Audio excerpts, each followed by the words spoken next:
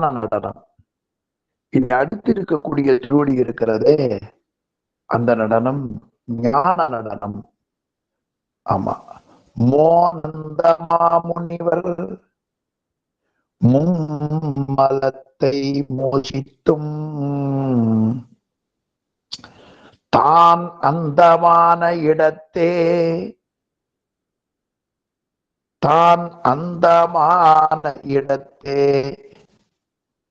தங்கியிடும் ஆனந்தம் முண்டு அருந்த நின்று ஆடல் காண அருள்மூர்த்தியாய் கொண்ட திரு அம்பலத்தான் கூத்து. மோனந்தம், மோனந்தம் என்பது மௌனம் என்று பொருள். மௌனத்தை உயர்வாக கொண்ட உயர்ந்த ஞானிகள். அந்த ஞானிகள் தம்முடைய மும்மல வாசனையை முழுமையாக நீக்கி இருப்பார்கள். மோனந்த மாமுனிவர் மும்மலத்தை மோசித்து, அந்த மும்மலங்களுடைய வாசனையை முழுவதையும் நீக்கி தான் அந்தமான இடத்தே. ஆமா, ஞானம் ஆன்மாவினுடைய அறிவு முடிந்த இடம். ஆன்மாவினுடைய அறிவு முடிந்த இடமாக சொல்லப்படுவது. அந்த முடிந்த இடமாக இருக்கக்கூடிய நிலையில ஆனந்தம் தோன்றும். தான் அந்தமான இடம். தான் என்பது ஆன்மா. ஆன்மாவினுடைய அறிவு முடிந்த இடத்தில் தோன்றுவது ஆனந்த வெள்ளம். அந்த ஆனந்த வெள்ளத்திலே அந்த ஆனந்த வெள்ளத்தை முகந்து கொண்டு அனுபவிப்பார்கள். அதை இங்கே ஆனந்தம் உண்டு அருந்த நின்று ஆடல் காணும் அருள் ஞானமூர்த்தி. அந்த ஞானமூர்த்தியாக இருப்பது அம்பலத்தானுடைய ஞான கூத்து. எனவே உமையம்மை காண, சிவகாம சுந்தரியாகிய அம்மை காணும் பொருட்டு, உயிர்கள் ஆனந்தத்தை அனுபவிக்கும் பொருட்டு அவன் ஆடுகிற நடனம் ஆனந்த நடனம். அந்த அருமையா இந்த திருப்பாடல்ல காட்டினார். அது மோனம் கூட்டல் அந்தம், மோனந்தம். மௌனம், மௌனமாவது உரை உணர்வு அற்ற நிலை என்று உரையாசிரியர் நமக்கு தெளிவா காட்டுகிறார். உரை உணர்வு அற்ற நிலை. அந்த உரை உணர்வு அற்ற நிலையிலே நமக்கு வருவது இந்த திருவருள் ஞானத்தை பெறக்கூடிய அறிவு. ஆமா, அந்த உரை உணர்வு எற்ற நிலையிலே இருக்கிற நிலையைத்தான் மாமுனிவர். மா என்ற சொல்லுக்கு பெருமை, உயர்வு என்று பல பொருள். எனவே முழுவதும் துறந்த முனிவர்களுக்கு மாமுனிவர்னு பேர்.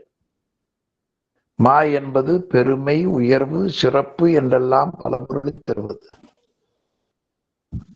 முற்ற துறந்த முனிவர்கள் மும்மலத்தை மோசித்து ஆணவம், கண்மம், மாயை என்ற 3 மலங்களையும் நீக்கி, அது குமரகுருவர் காட்டுகிற பொழுது கந்தர் கலிவெண்பாவில மும்மலங்கள் மோசித்து என்று காட்டு. மோசித்தல் நீக்குதல் அர்த்தம். மோசித்தல் முழுவதுமாக அவர்கள் அந்த வலிமையிலே இருந்து, பிடிப்பிலே இருந்து நீங்கியவர்கள் மாமுனிவர்கள். அந்த மாமுனிவர்களினுடைய அந்த கருணைதான் அதுபோல அமைய பெற்றிருக்கும் என்பதை தான் அந்தமான இடத்தே தங்கியிடும் ஆனந்தம் உண்டு அருந்து நின்று ஆடல் காணும் அருள் மூர்த்தி.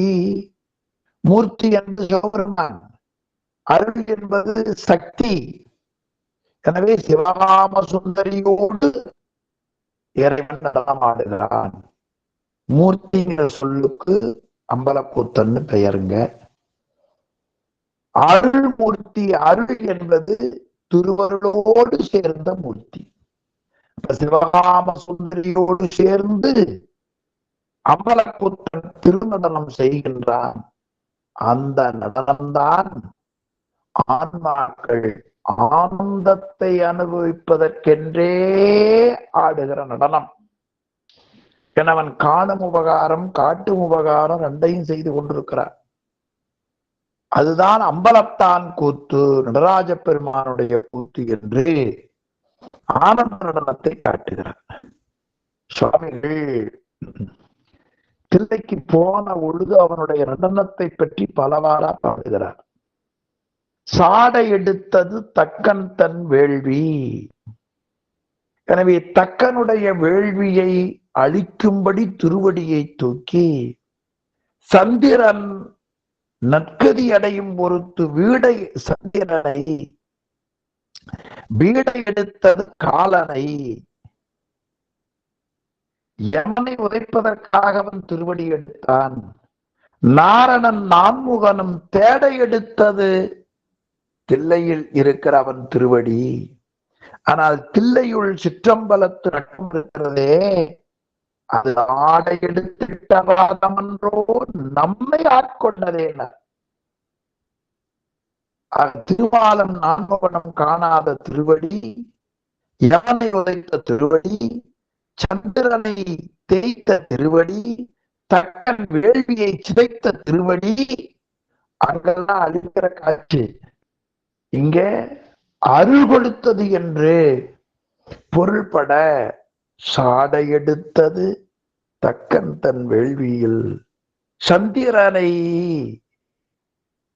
வீடை எடுத்தது காலனை, நாரணன் நான்முகனும் தேடை எடுத்தது தில்லையுள் சிற்றம்பலத்து நட்டம், ஆடை எடுத்திட்ட மாதமன்றோ நம்மை ஆட்கொண்டதே என்று பெருமானுடைய திருப்பதியை பார்த்து உளமுழுகி பாடிய திருப்பதிகம்தான் கருணகண்டன் என்று தொடரக்கூடிய திருப்பதி. அது சுவாமிகள் விருத்தமாக பாடுகிற அருமையான திருப்பாடல் அது. ஆக அந்த திருவடிதான் இங்கே ஊன நடனம், ஞான நடனம், ஆனந்த நடனம். இந்த ஆனந்த நடனத்துல கடைசியா அருள் மூர்த்தி என்று ஒரு சொல் இருக்குது பாருங்க. அந்த சிவகாம சுந்தரி காண அவன் நடனம் ஆடுகிறான். ஏன் அப்படி அவன் நடனம் ஆட வேண்டும் என்றால், இறைவனுடைய முழு அருளை உயிர்கள் பெறுவதற்கு உயிர்களால் முடியாது. அவனுடைய நடனத்தை முழுமையா பார்க்க முடியாது. அதனால அம்மை பார்த்து அதன் பிறகு அந்த உயிர்களுக்கு கொடுப்பார்கள்.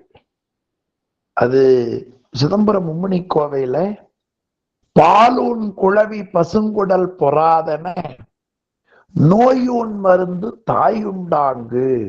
ஒரு குழந்தைக்கு நோய் வந்து விட்டால் அந்த நோய் தீருவதற்கு மருந்து கொடுப்பார்கள்.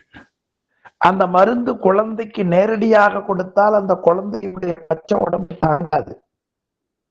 அதனால என்ன செய்வார்கள், பால் கொடுக்கிற அம்மா நோய் குழந்தையினுடைய நோய்க்கு மருந்து சாப்பிட்டு அந்த நோய் பால் வழியா குழந்தைக்கு போய் சேரும். பாலும் குழவி பசுங்குடர்னா அந்த பிஞ்சு குடல், அந்த குடல் தாங்காது.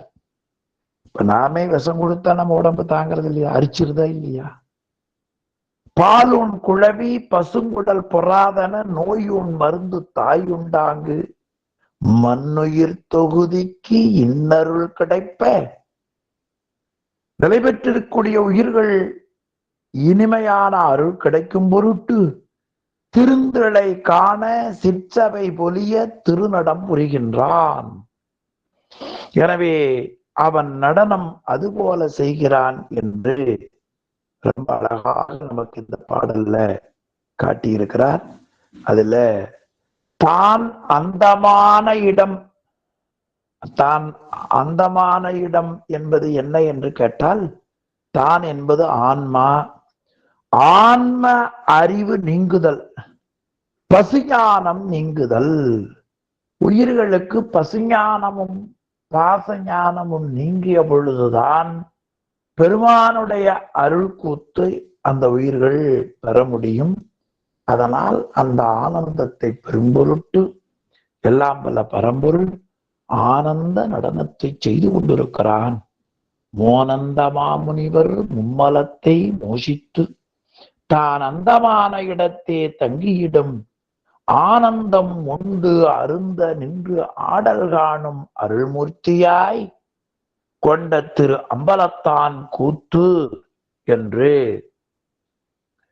நடனத்தை மாணவருக்கு புரியும்படியாக ஊன நடனம், ஞான நடனம், ஆனந்த நடனம்.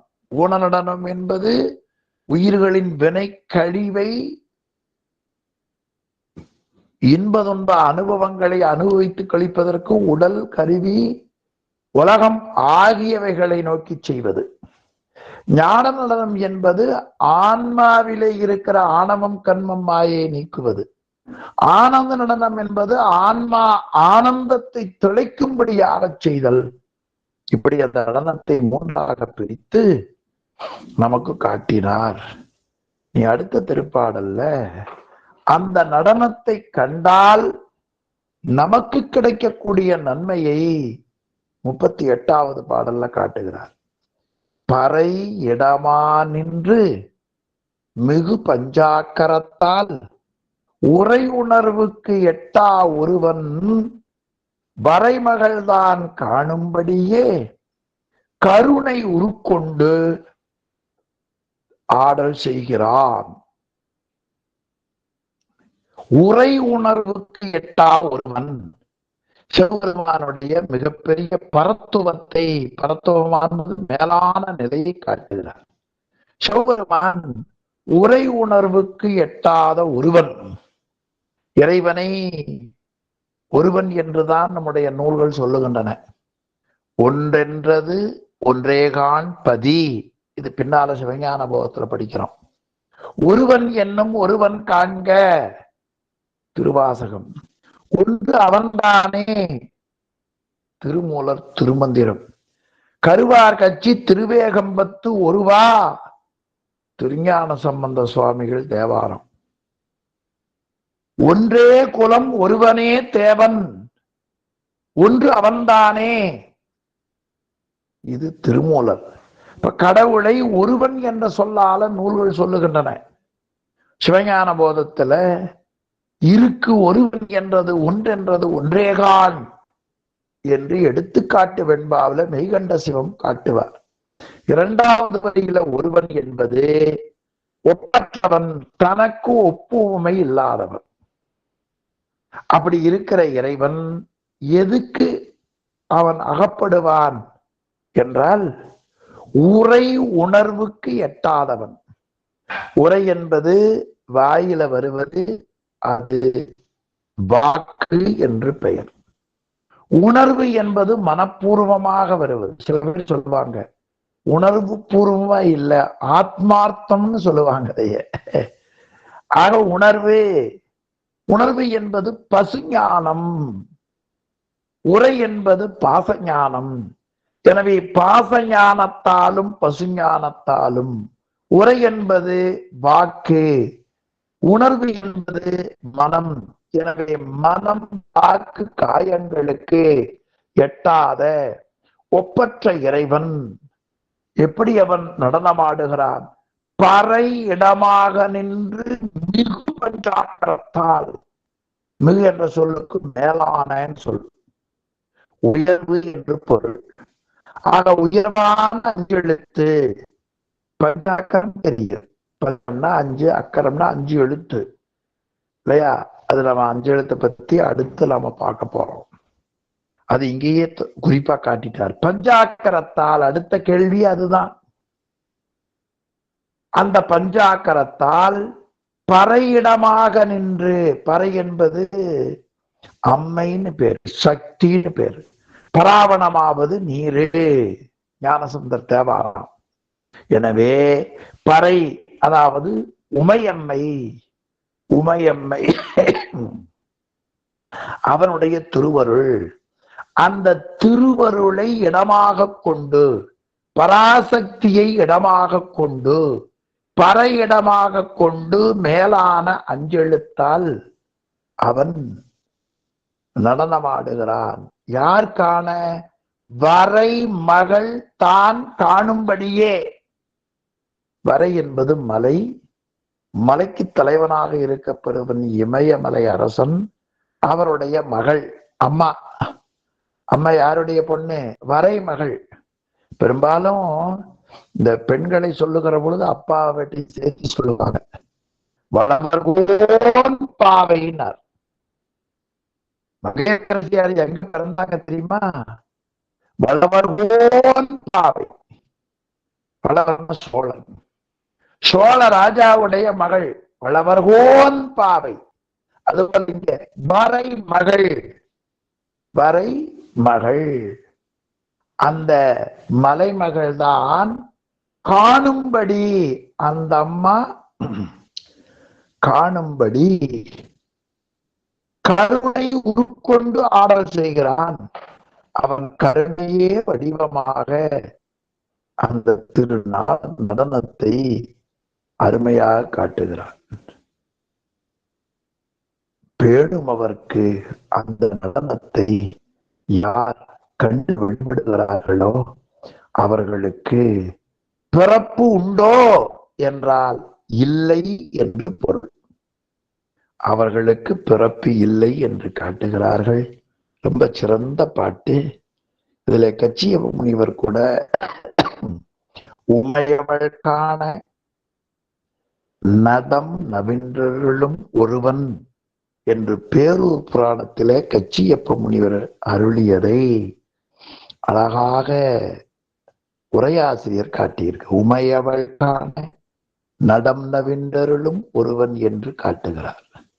எனவே வரைமகள் காணும்படி அவன் கருணை உருக்கொண்டு ஆடல் செய்கிறான். அந்த நடனத்தை யார் வழிபடுகிறார்களோ பெண்மவர்க்கு உண்டோ, ஓ என்பது ஓகாரம், உண்டோ அப்படி அந்த நடனத்தை காண்பவர்களுக்கு பிறப்பு உண்டோ என்றால் இல்லை என்று பொருள். ஓகாரம் எதிர்மறை உணர்த்தியதுன்னு அது குறை சொல்லுவார்கள். எனவே உத்தம நடனம் காணும் உருத்தவர்க்கு மீளா முத்தியை அளிக்க நெற்றி என்று கச்சியப்ப முனிவர் பேரூர் புராணத்துல பாடுவார். அந்த முறையில் பேணும் அவர்க்கு உண்டோ பிறப்பு என்று இந்த பகுதி நிறைவு செய்கிறார். எனவே 4 பாடல்கள்ல உண நடனம், ஞான நடனம், ஆனந்த நடனம், அந்த நடனத்தை கண்டவர்களுக்கு பிறப்பு இல்லை என்பதாக இந்த 38வது பாடல்ல நிறைவு செய்கிறார் என்று சொல்லி எந்த அளவில் இன்றைய வகுப்பை நிறைவு செய்வோம். அடுத்த பகுதியில